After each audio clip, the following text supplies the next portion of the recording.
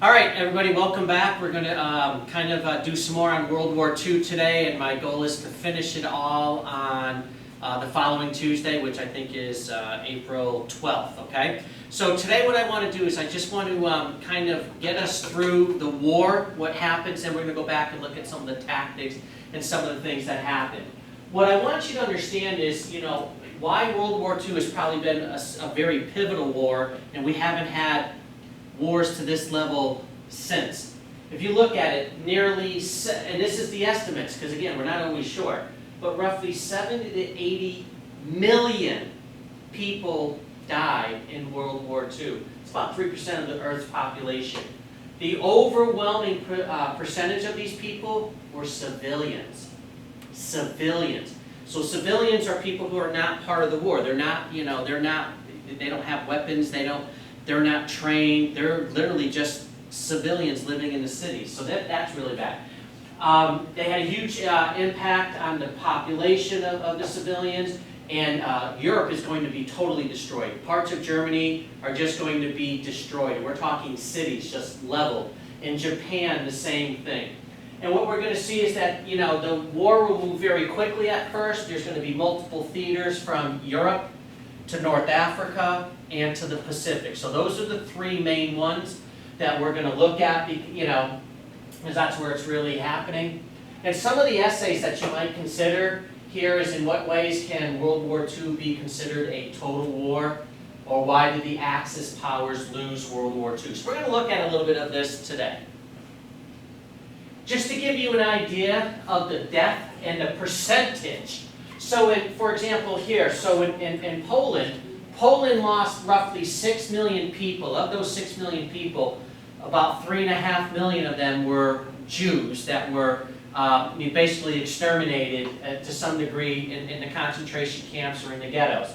So they lost over 17% of their total population. The Soviet Union lost about 25 million men and women. And again, what we don't understand sometimes is it's not just that these men and women were killed by the Germans as they entered into the Soviet Union. They were also killed by their own government, because it was basically either you stand and fight, if you turn and run, we're going to shoot you, you're now part of the enemy. And with that, what happens is, populations sat there and were absolutely decimated by the Germans as they came in. And as you go on down through, you can see Germany here. I mean, think about it. Germany is going to fight the French, they're going to fight the British, they're going to fight the Americans, they're going to fight the Soviets. So, and those are the major ones. There's some little small countries, but those are the major ones. And they're going to lose only 7 million people. And I know that sounds like an only, but think about Russia, 25 million, and they were only fighting who? Germany. There's a little bit in Japan, in the Pacific, but nothing to write home about. So when you look at it, USA, we lost, only like 0.3% of our entire population. So you can see it's a very bloody, nasty war. So, to give you an idea, have you guys heard of a blitzkrieg before? And for those of you who think about it, if you know anything about football, they always talk about blitzing, right? Seriously, but a blitz is when, all of a sudden, somebody moves and they come running through to get the quarterback. That's what the blitzkrieg was. It's basically, it was a new kind of warfare. Remember in World War I, there was trench warfare, and they got kind of bogged down? This is going to be different. The Germans have learned from it, and they know that what they're going to do is they're going to come in with basically their Luftwaffe, their Air Force is going to come in, they're going to start hitting bombing raids as the tanks are coming in to do massive destruction and push people away, with infantry coming in behind them. And then once they've kind of gotten through an area, they're now going to move to the next, as the next part of the army comes in, kind of starts to occupy, leave some troops, and then continue to follow. And this blitzkrieg is going to be extremely, extremely successful. They'll use it in Poland, and as they go in into Poland from the west, the Russians come in from the east. Isn't part of the blitzkrieg success that it managed to essentially shock countries? Yes, it is a shock tactic, absolutely. And the word blitzkrieg literally means blitz, lightning, krieg, war. Lightning war, that's what the word means.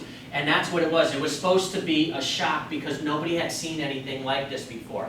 You know what I'm saying? Usually it was more infantry, and again, getting kind of bogged down like they did in World War I. Yeah? Also with the Blitzkrieg and how the formation works, could it be considered what made aircraft much more important in World War II? Oh, absolutely. Because of this tactic, the aircraft, they're going to be so important, not only to decimate the enemy quickly and let the troops come in behind, but for the bombing raids, to supply and everything else. So that's what we're going to talk about. I think that's going to be in the next one. We're going to talk about a little bit more about the air, the land, and so forth. So, so once they take over Poland in the east, Germany no longer has to worry about their eastern front. So now, for about 5 months, they're just kind of sitting around and like nothing's really happening. But what the Germans are doing is repositioning their armies, constructing things.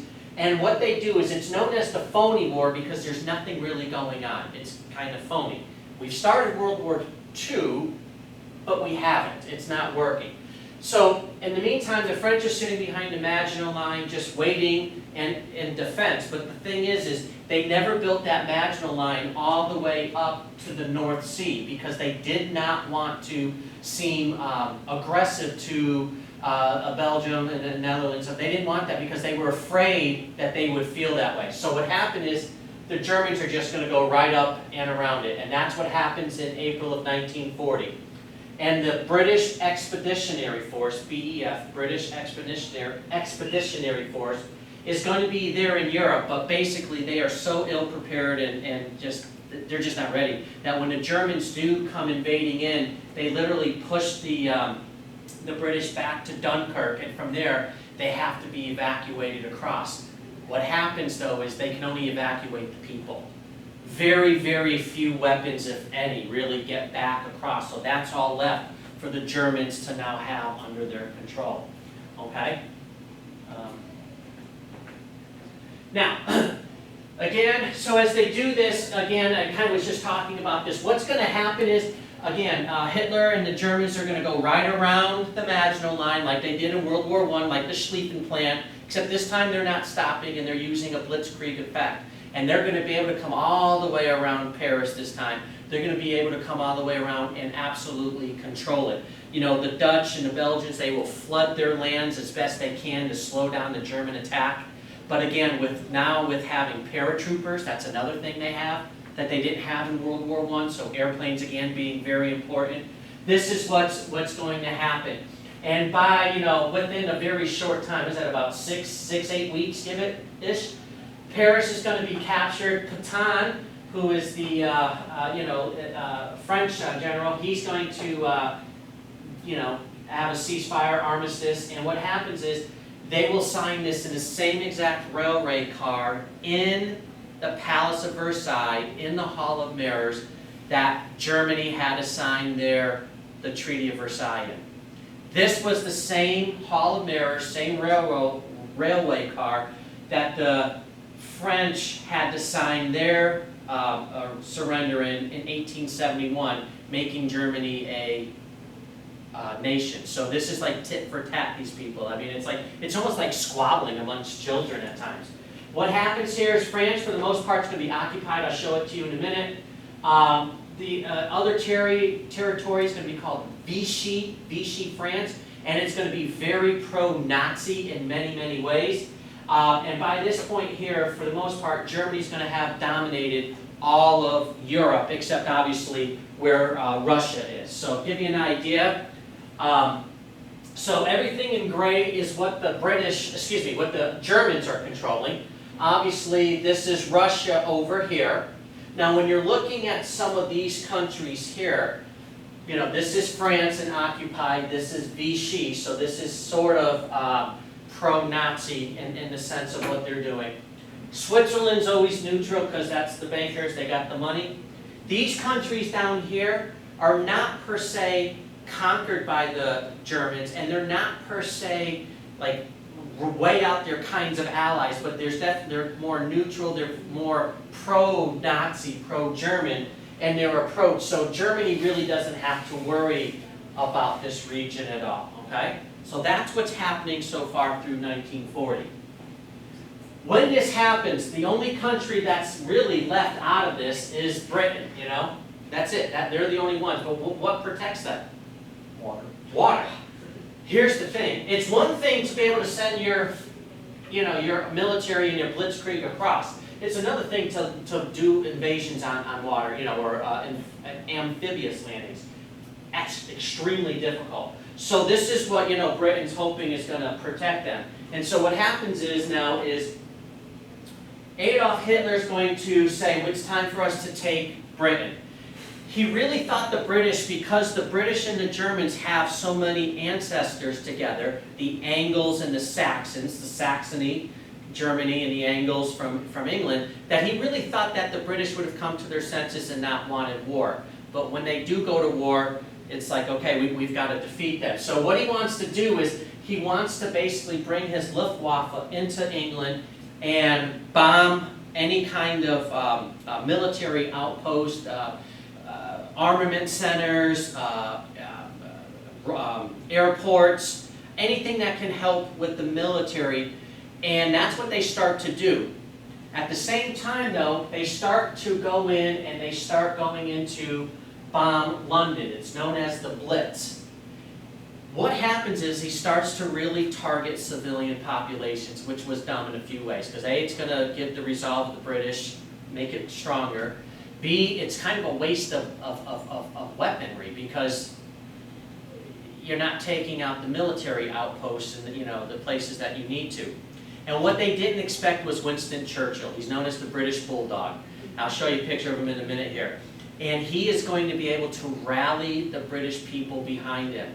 And when he rallies them, he gives them the strength and the courage to fight on. And this is going to be, a big loss for the Germans.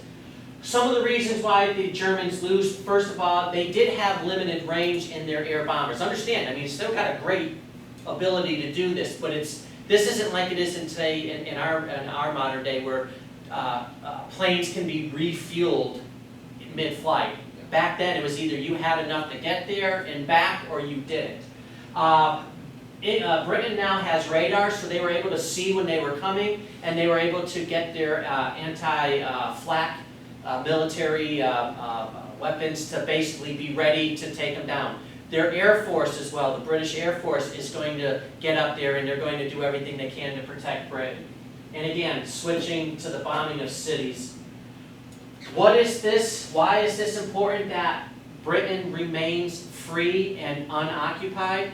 Is A, Hitler now says, all right, I can't take England, so we're done with that. He's now really going to turn his sights to the east, to his enemy that he's always wanted to fight, Soviet Russia.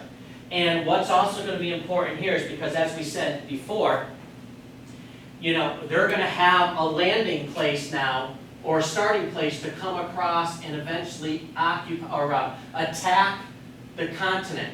Hitler will be thinking it's coming here because this is the shortest distance, but they will choose this part, what's called part of Normandy, because it had the best areas to land, just the way it's built and so forth, geographically, underwater and so forth. Question? I just wanted to say, for the future of World War II, it also kind of helped when the U.S. entered, because now you have Britain that is close to Europe, and you still have a good relationship with a country that isn't occupied, so you can send stuff there. Absolutely, and that's what we're talking about here about being that launching pad. The fact that America is going to enter the war, but again, this is a staging area. So, and not only a staging area for men, but a staging area for weaponry. And that's going to be huge. Also, it's going to be able to allow us to come through and get weapons over into the Soviet Union to help feed them. So, very important. That's Winston Churchill, very famous picture. He always smoked his cigar. I got a lot of stories about Winston, but he's got his Tommy gun. And again, these are the images. Again, there's going to be a lot of propaganda used because you want to show the strength of your leader as Hitler's being shown to be strong. This is part of the Blitz. So you could see, cities, parts of London being destroyed. You've got people going down into the tube, subway system, they call it a tube. They're down there, obviously trains aren't running, but this is where people are protecting themselves in bomb shelters. So it's a very trying time for a lot of people. As this is all going on, and now that Hitler he's got the East secured with Russia, he's got the West secured, except for Britain, he now is kind of like sitting there, what's he going to do? So he's planning out what's eventually going to be called Operation Barbarossa, which is the invasion of the Soviet Union. And he has it set for about late April, early May 1940. What happens though, 41, what happens though is Benito Mussolini is feeling left out. He's feeling like he's a great nation, he's part of this Axis power, but his military hasn't done much. So he wants to go and invade Greece, down in the Balkans. So he does. When he goes into the Balkans, it's a disaster. It is an absolute disaster. So because it was so bad, Hitler has to go and basically help his friend out, get his friend out of trouble. So what he's got to do now is he's got to go through Yugoslavia. Now Yugoslavia at this point was not pro-Nazi, but they weren't anti-Nazi. They were kind of neutral, maybe a little bit more, friendly towards the Nazis. Hitler says to the Yugoslav king, look, all I'm going to do is the following.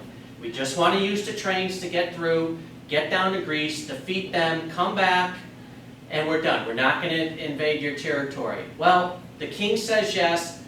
His people get angry, and like a day or 2 or 3 later, he says, you can't do it. So now Hitler's got to go through Yugoslavia, and now there's going to be, resistance. This is going to slow him down. By the time he gets to Greece, helps defeat the Greeks, and then comes back, his Operation Barbarossa has been pushed off by about 6 weeks. Some people can argue that could be one of the reasons why the Russians will survive Operation Barbarossa. In the meantime, Hitler will also send one of his best generals, Erwin Rommel, and his Africa Corps down into North Africa, where he's basically running amok down there simply because there's a lot of oil there and they want to basically control the oil fields. And Rommel is known as the Desert Fox because he had the ability to make his tanks disappear within the desert. It was absolutely amazing what he could do, but he did find a serious rival in General Patton and General Montgomery from England. All right. Operation Barbarossa will take place on 22 June 1941. Again, why is he doing this? Hitler's doing it because A, Lebensraum, what he talked about in Mein Kampf. He needs his living room, his living space, and it's going to be in the East Russia, especially Ukraine, the breadbasket of Europe. He also, it's ideological. These are Slavic people who are lower on the scale of racial hierarchies. It's also the fact that they're communists. And communists and socialists, don't forget, Nazis are National Socialists. They're battling almost for the same kind of aims. If you ever look at the Nazi, domestic policies, you would see it's extremely socialist in design. So what they do, and I'm going to show you a picture of it, they have a 3-pronged attack to basically go towards Leningrad, Moscow, and then into the Ukraine. What happens here is Hitler, and this is a big problem, Hitler is going to basically get so involved. He was a corporal in World War I, but he thinks he's got the mind of a 5-star general, and he doesn't.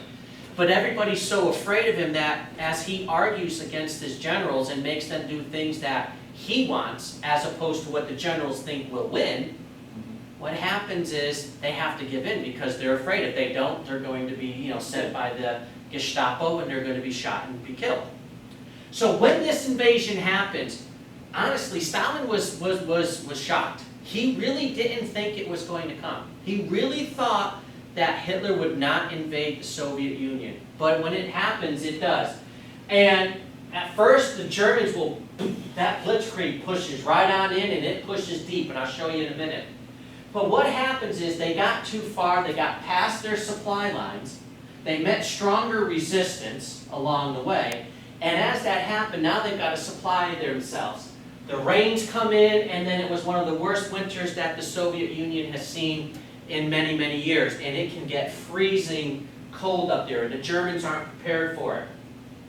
And one of the things, and I'm going to talk about this here in a minute, is, you know, as they got far enough into Russia, now they're starting to look for oil because all of the embargoes, all of the blockades are starting to hurt, you know, Germany. They can't get the oil they need, so now they want to go down towards Stalingrad where the oil is. So now he's going to, you know, take his attack from here, here, and here, and now start sending it towards that southeast. The Russians countered much better than they expected them to. They use a pincer. They basically, and it's, what they also do, it's almost like the Russians almost use the territory to their advantage. It's almost like burnt earth. It's like, you want to come at us? Good. I'll keep backing up and keep drawing you in, because the farther you get away from your home, the harder it is for you to, you know, rearm and supply yourselves. For us, it's not a big deal. We'll just keep going back. And that's what they do. And again, the Soviets aren't allowed to surrender, especially the civilian populations that are supposed to be fighting. The other thing I didn't say here real quickly too, before I look at this map, that's going to hurt, is the Germans don't get it. When they went into places like Ukraine, they had populations who hated the Soviets, who hated the communists, who would, not that they wanted Germany to be there, but they would have worked with the Germans to get rid of communism and Stalin and all of that going on, especially after how many million of people had been killed by Stalin. But again, his racial thinking is, you are Slavic, you are racially impure, you're not as good, kill them. And what he did is he took a population that could have been, if not helpful, at least not sabotaging rail lines, supply lines, etc., and used it to his advantage, but he doesn't. And as you can see here, you know, this is how they push in, and eventually down here is basically where Stalingrad's going to be. And as you can see, I mean, they push in deep. But remember, if you're looking at this map here, Russia goes way out here. So they can constantly keep going, and this is basically the line that the Germans will get to, but they never break through into any of the cities except for Stalingrad, where they were let in, and then they were surrounded. Yeah. And I think it was nearly like 300,000 men Germans had to surrender. Yeah. With how much, what is it, like, basically, like, barrier between Moscow and Germany, which the Soviet Union wanted in the first place, it kind of helped with the scorched earth policy. Oh, absolutely. The buffer, and this is why even after the war, going into the Cold War, that's why they're going to want these areas here to be part of the Soviet Union and to be in their sphere of influence, because it was a good buffer from taking Moscow and taking these other places. So yeah, no, absolutely. There's a lot of that stuff that, you know, and eventually we are going to get to that. But this just gives you an idea of what the Germans are thinking.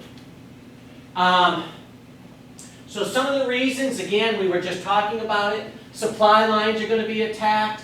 Their racial policies are going to turn what could be pro-German or at least neutral German folks into, you know, definitely anti. The Soviets actually did a much better job reforming themselves and modernizing themselves than they had in years past. We did not expect that. A lot of people didn't expect them to be this well prepared. So their tanks and artillery is better. Their Air Force is much better. Not great, but definitely much stronger. They've got better communication now. Their commanders are stronger, better, even though many of them had been purged in the 30s by Stalin. They do have enough that they can, you know, put together a good counterattack or defense. The people, very patriotic, using great kinds of propaganda. It forced the Russians to not give up on their nation. You know, don't give up on the fatherland. Okay?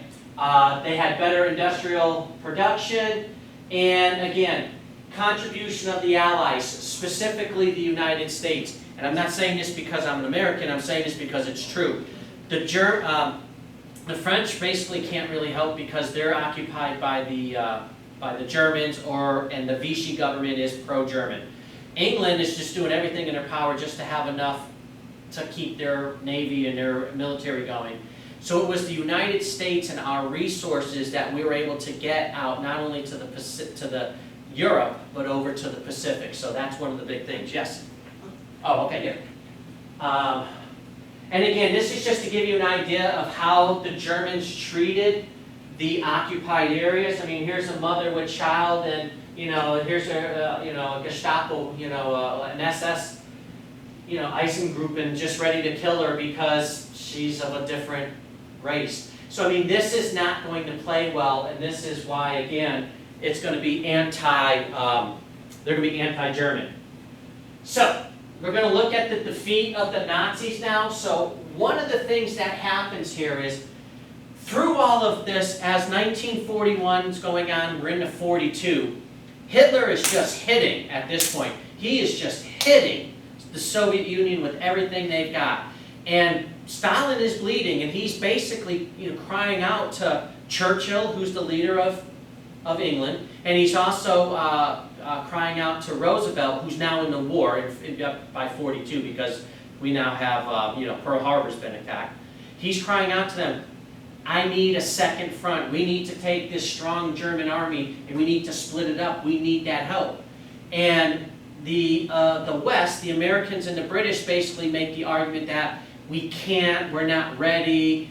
And this is where it kind of sets up into the Cold War, where Stalin believed that the reason why the Americans and the British did not, especially the British, did not want to help is they wanted the Germans to do so much damage to the Soviets, and the Soviets to do so much damage to the Germans that, A, when America and England did come across, it'd be an easier, not easy, but easier war, and at the same time, at the end of the war, the Russians would be so devastated and hurt, they might be easier to conquer. But so there's a lot of arguments out there. But basically what happens is, they say the West says we can't enter France yet, we're not ready, but we will come through the soft underbelly, through Italy. That's what they call the soft underbelly of Europe, in basically in 1943. But in the meantime, they still had to get control over northern Africa, which they will do through Operation Torch. And by May of 43, Rommel is now defeated. He is pushed out of North Africa. The supply lines, the oil is basically gone for them for the most part. Again, not absolutes, but for the most part.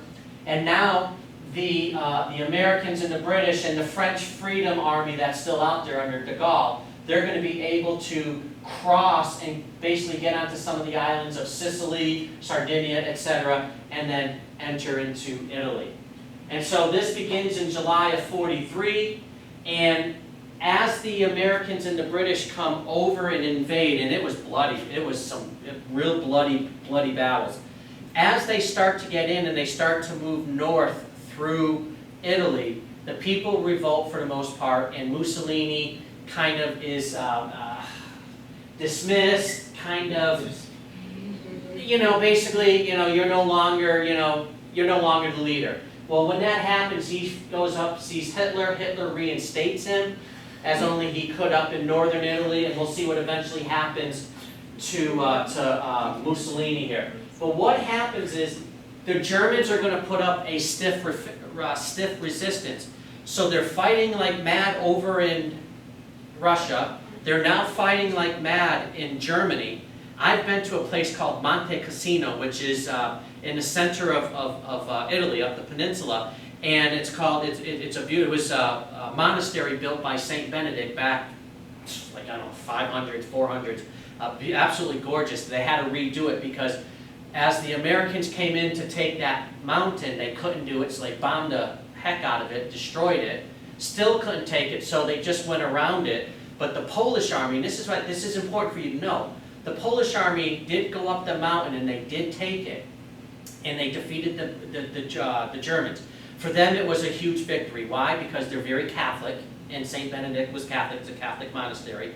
But at the same time, they wanted to do their part and defeat the Germans in some capacity. And if you ever go there to this day, So if this is Monte Cassino here, and here's Poland out this way, all of the Polish soldiers who were killed in that battle, and of that time, are actually buried just, you can actually see the cemetery, but they're kind of like on their way going back home to Poland. It was very emotional when I saw it, especially when it's just, because the sacrifice that people made. That's an off story, sorry, but I love, these are my little quirky stories. So the consequence is basically going to happen is that Germany will be defeated in Italy, and the Italians are out, and now it's going to give the Allies, the Americans and the British, a chance to invade from England. And to give you an idea, this is kind of what it looked like as they were coming across and then up. And Monte Cassino, do they show it on this map here? Monte Cassino would be like, it's like up here a little bit more. Sorry, it's short, but it's up that way there. Absolutely stunning. One of the most beautiful places I've ever been in my entire life. This is what they did to Mussolini and his girlfriend, because Petacci, this is her. He was married, but he had a mistress. They literally, they hanged him by his feet, upside down, the two of them. Again, my little stupid stories, because I get into this. I love this stuff. But her dress kept falling over her face. They thought that was indecent, so they actually kind of like tied it and pinned her dress so it wouldn't, she wouldn't be indecent. And then they played piñata with them. They literally, people just took bats and literally played piñata with them, to the point that literally his head was knocked off of his body. That's how brutal that was. That's how angry people were with what happened to Italy under his control. Understand, Hitler seeing this, and that might play a role into whether or not I surrender or don't surrender, because you're seeing these things. So the defeat of Nazi Germany is going to start at D-Day. It's also going to start over in the east with the Russians, because at Stalingrad, the Russians are going to stop the Germans, and from that point forward, in like middle 1943-ish, maybe a little earlier, they're going to start pushing the Germans back towards Germany. And as they do this, they're going to leave their Red Army behind and control those areas. And a couple of times, like for example, when they come through Poland, the Polish ghetto in Warsaw, they are going to uprise against the Germans. And they wanted, because they saw the Soviets coming, they wanted the Soviets to come and help them. But they don't. Stalin said, oh, my men needed rest.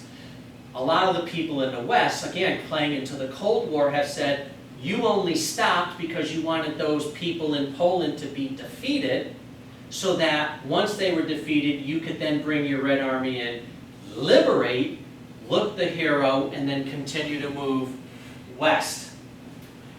When the United States and England basically land at Normandy, known as D-Day, it's extremely bloody battle. Most of these guys knew that they were going to die, but they went in. It was, they were able to overtake the German army, which, by the way, many of the Germans that were fighting weren't even Germans. Many of them were Poles that had been forced into the actual German military. So once they get a ground, they get a footing into Europe, from there they will then start to expand out and start reconquering or retaking the territories that had been taken over by Hitler. And as they go through this is again one of my side stories here, people are going to start taking revenge on the populations that had been sympathetic to the Nazis. For example, like, I think it's in Belgium or in Netherlands, it happened in both, but you can find pictures of it. But like there were women who, once the Nazis came through in early 40, they basically shacked up with them and gave what we might call aid and comfort to the enemy, had children with them, and once the Nazis leave, these women and children are left behind, and the populations took it out on them. I mean, they forced them to walk through the streets, they hit them, they shaved their heads, shaved Nazi swastikas, into their heads. So again, there's a lot of anger out there. By December of 44, Hitler is like, we got to do one last gasp at trying to win this battle, or at least get it to be a tie. And it's like the spring offensive in 1918, where they tried to push through the line and and possibly end the war that way. It's going to be known as the Battle of the Bulge, and it was brutally cold. I mean, brutally cold. Some men died just frostbite. I mean, it just happened. And what's going to happen is he tries to push through, and I'll show you a map here in a minute. It didn't work, and with that, the Allies keep pushing east. The Russians keep pushing west, and eventually they are going to meet in Germany. And when they meet in Germany, they're basically going to, Germany's defeated. Hitler, on the 30th of April, he will commit suicide, as will many of his higher-ups. They will commit suicide. A whole bunch of Nazis and people will go screaming across the country and all over the world to try to get away. And VE, Victory Europe Day, is 8 May 1945, okay? And I'm going to go back and tell you how some of these things are done. But this is the supply ships coming in for D-Day, so you can see why it's so important to have that beachhead now. This is actually one of the very few photographs that remains from D-Day. Right there, so that's a man basically crawling on his belly, trying to not get hit. If you've never seen the movie Saving Private Ryan, watch about the first 20, 25 minutes of it. You'll see D-Day. For the guys who were at D-Day, they said as graphic and bad as it was on the screen, it was nothing compared to what it was that day. To give you an idea of the Battle of the Bulge, and again, I do the best as I can, but if you look here, you see this was where the German line was. It was right here. But what Hitler's going to do is he wants to push through the center where he thought it was weakest, and if he does that, he could punch a line, come and encircle the Americans and the British this way, and then surround their armies and win. But what happened is the line here, instead of breaking, it just bulged back, hence the Battle of the Bulge. And once they got their footing, and they were able to and again, if you ever want to see some of this, go watch Band of Brothers. And you go watch, it's when they're in Bastogne, and you'll see what we're talking about here. But they get basically, then they just turn and they just push them back, and from there, they push them back into Germany. Okay? Questions on that? No? Okay. So some of the reasons for Allied success. First of all, the Axis power, they had some weaknesses. First of all, by allowing Britain to survive, they basically signed their death warrant because the West had a launching pad to get into Europe, okay? No doubt about it. When he invaded the Soviet Union, that was a huge mistake because the Soviet Union is a large army. They have millions of people, and though they lost 25, 26 million people, some estimates up to 28 million people, Stalin didn't care. He was not going to surrender to the Nazis. After the United States is attacked in Pearl Harbor and they declare war, Hitler declares war on the United States. Dumb. That gave the Americans a reason to go east as well into Europe. Hitler thinks he's a military genius. He's not. He's not a military genius. But he had been so buffered by all of his, taking the Anschluss, taking parts of Czechoslovakia, rearming the military, taking over the Rhineland, that he's believed his own hype that he's much greater than he is. Material shortages. They're focused on things that, like they're trying to build V1 and V2 rockets to hit London instead of building things that they really needed to, which was defense systems. They didn't use their population very well. He won't allow women to work. There's no, you're women. You're supposed to be pregnant. You're supposed to be basically providing children for this 1,000-year Reich. We need to rebuild our population. And again, turning the occupied forces against them. Instead of getting people who might have been pro-German or at least neutral, he turned them against their own, against the Germans because of the stupidity, because of the brutality of his soldiers. Why some of the Allies, some of their strengths? Again, the resources, and especially once America gets in, they no longer have to worry about not being able to send product to Europe. Prior to that, it was Lend-Lease. Lend-Lease was there because during World War I, we gave them all of these weapons and stuff and never got paid. Now it's pretty much like, hey, we're going to lend this and lease it to you, but you're going to pay us as we kind of give you stuff. You got to make payments for this. When at first it's going to destroy the British pound because they're going to get rid of all their gold. And then more or less FDR would say, hey, you know what, we need to just give them the stuff. We turned our, and it's again, a lot of it has to do with America because these other places are really fighting, so they can't turn their economies to become, you know, military centers to build weaponry. I mean, they can, but not to the level that the Americans could. Strategic decisions. You know, basically, what they decided to do is to defeat Hitler first and then go against Japan. Why? Japan was in all of these islands all over the place. It was just a matter of you didn't have to take every island. We're going to talk about this in a minute. And by not having to take every island, you could kind of leave the Japanese in places, but the Europeans, and some people might say because Americans are more European, obviously, than they are, you know, Japanese or Asian, that's one of the reasons why we went there. And we had the will to win, and the way we bombed Germany, we just got air strength. I mean, we had air superiority. So looking at the East at first, Japan is going to be very successful against the United States. The attack at Pearl Harbor didn't come by surprise.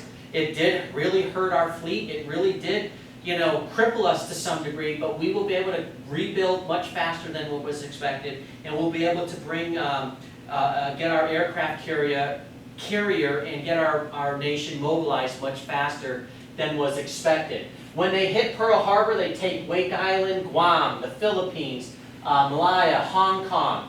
They're going to go in and sink ships in the British battleships. They're going to take over these areas here, go into the Dutch East Indies. They're going to go and they're going to try to take over Australia and other places. So at the very beginning, all the way through about, the middle of 1942, the Japanese will kind of explode out and get all of this territory, but then from there, it's going to be a slow push back into their homeland.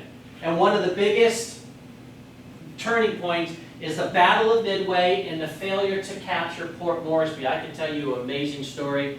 I could read it to you someday. It's amazing. I should let you guys read it, short story. But the will to survive and the will to win. But what happens here is, at the Battle of Midway, the Japanese were not expecting the United States to be as prepared for this as they were. We had started to break their codes. We knew what they were saying. We set up a trap for them, like we weren't doing what we said we were doing, and and so when the Japanese come in, we basically go and we destroy the Japanese here. And it's such a decisive battle that from this point forward, Japan is going to be pushed back towards their nation, and the Americans and the British and the Australians are going to be able to start taking over those areas. Okay? And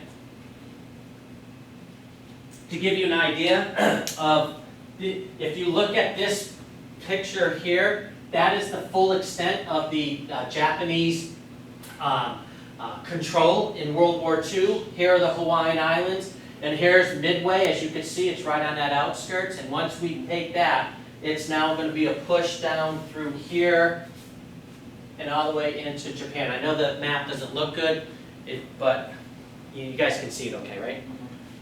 I think I'm almost done. So again, the beginning of 42, MacArthur's going to start using this theory called island hopping. Do you know what that is? Island hopping. So what they did is knowing that the Japanese had fortified every single island just about in the South Pacific, instead of going island by island, literally, and dying, and I mean, because the Japanese fought to the death, there was no surrender. What happened is, it's like, well, you don't have to. Go back to this map here. You don't have to take this island, this island, this island, this one, this one, this one, this one, this one, this one. You just have to, if you got this one, then go to this one. Once you got this one, jump up to this one. Once you got this one, jump to this one. Once you got, and then you just keep hopping over islands or leapfrogging islands to get closer to Japan.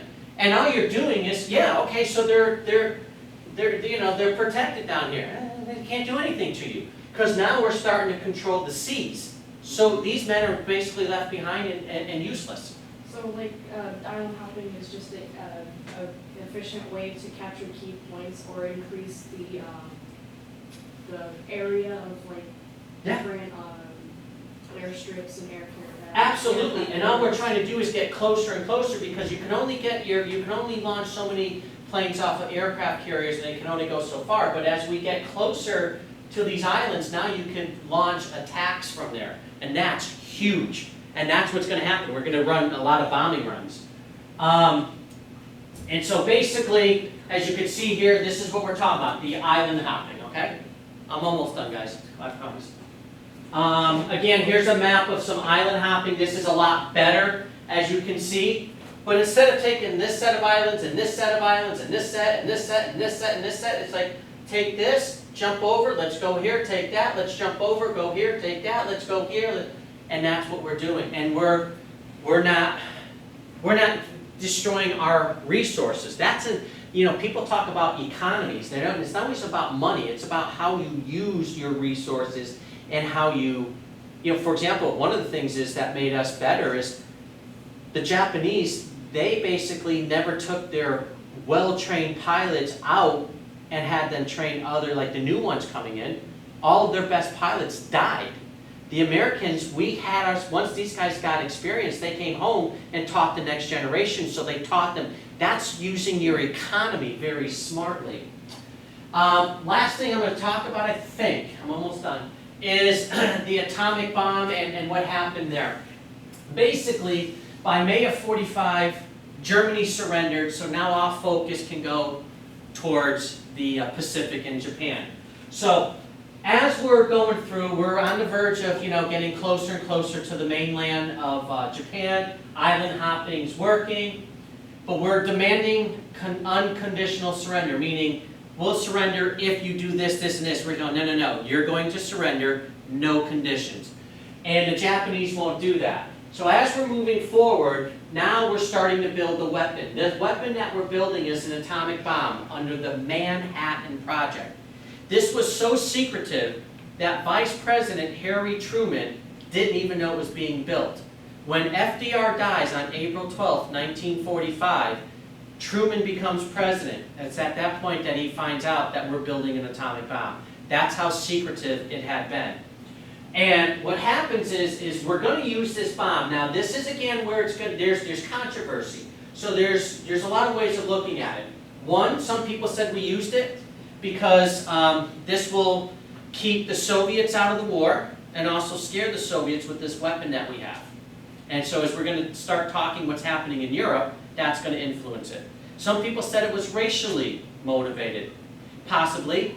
But I think if we had had this in earlier in '45, we probably would have used it in Germany. And I'll show you why, because I'm going to show you some pictures from Dresden and what happened there. The other thing is, to take over the island of Japan, they were estimating about 1 million casualties. Why? The Japanese, we got photos of it. The Japanese had trained their civilian populations to resist at all costs. I'm not making this up. Did you ever see a silver salad bowl? You put a large thing of salad in, silver? That people were putting on their head and little things making helmets out of that. They were going to use their pitchforks. They were going to use those against our troops coming in. It would have been bloody, it would have been nasty. So that's one of the reasons. Yes? Also, isn't it part of their tradition as well, especially for warriors back in earlier periods where they couldn't accept defeat?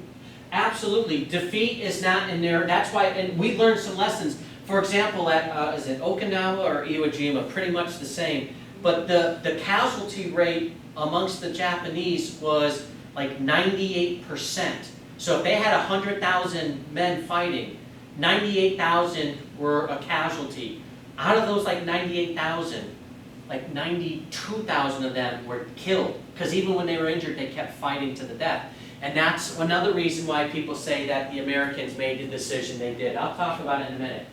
By the time the bombs are dropped on Hiroshima and then Nagasaki, August 6th and then August 9th, 1945, basically Japan will surrender. And August 14th, some people call that to be VJ Day, Victory in Japan Day, because they surrendered. They didn't officially surrender, but they said, okay, we're done. Stop fighting now. But it's going to be actually on September 2nd, 1945, that the Japanese will officially sign the surrender papers. And one of the more famous pictures that comes out of it, this is in Times Square. It just happened to be there, this sailor, this nurse, they don't even know each other. When he heard, he just saw her, and for some reason just had the want to just kiss her. So he did. One of the most famous, iconic pictures of the 20th century, never mind World War II. Question? Oh. And so here, again, some more of the reasons for the Allied success. Basically, you know, we had backup. We had a lot of people helping us. The Japanese did the same thing to the Chinese and the Koreans and everything. They like Hitler did. They racially profiled them. They were inferior, and they destroyed those people. They lost possible allies there. We got our civilians completely involved. Women are going to be the key. They're going to build ships called the Ugly Ducklings because they were absolutely ugly. But it didn't matter. We just needed to get ships out there. But the men will call them Ugly Ducklings. But they could build, I think, 2 ships to what the men were able to build prior to the war, one of them. So, I mean, they did well. Technological advances. Again, we isolated Japan. Again, they have to get all of their stuff, their materiel, as you would say, other places. They just don't have enough in Japan to supply what they needed. And once we started to take over that area, they don't have it anymore. And then we totally destroyed their industry and their cities. Yes? Couldn't you kind of say in a way they were overexerting, whereas they kind of expended a lot of their manpower with the whole refusing to surrender? Oh, to the point absolutely. where they had that big military success, and then once they got to Midway, they just couldn't sustain it anymore? No, that's just it. They couldn't sustain that large of an empire because they didn't have a large enough base to, you know, to do it from. Now, England was able to do it earlier on in history, but, you know, the United States, they could because we have every natural resource that we would need. Overall, I mean, there's some that we didn't, but you know, but enough to definitely fight the war. Give you an idea, this is Little Boy. This was the name of the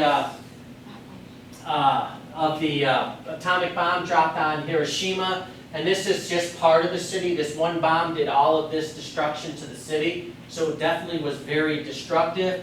But to give you an idea, here's a picture, from Dresden. Get it back, sorry. This is Dresden, and it's been colorized, but basically what the Americans and the British did is they literally allowed, I'm not making this up, they allowed refugees to get into Dresden, and then they firebombed it, incendiary bombs. And as these bombs hit and explode, they burn. And as they burn, they get hotter. As they get hotter, they suck in more oxygen. As they suck in more oxygen, they get hotter. They need more. And what happened is there were times where, like, hurricane winds will blow this way at like 100, 120 miles an hour. These were winds that sucked people into these fires. They suffocated these people. These people died miserable deaths. At least for the majority of people in Hiroshima, and again, please don't think I'm thinking any of this is good, but at least the majority of the people who died in Hiroshima, it was an instantaneous, they didn't even know what happened. Here, this was a very slow, you know, agonizing death. Neither one is good, please. Neither one is good. But, you know, I mean, some film people probably think, you know, I want to kill people. No. But, you know, to say this is racist or racial, I mean, well, you got to make that argument here too then. I mean, I think it was just, we've got to defeat this territory, and that's what they did. So, with that, that's kind of that big overview of the war. Hopefully you learned something today, and I got tons of materials if you're ever interested in reading more about World War II, because this is my specialty. I love World War II. See ya.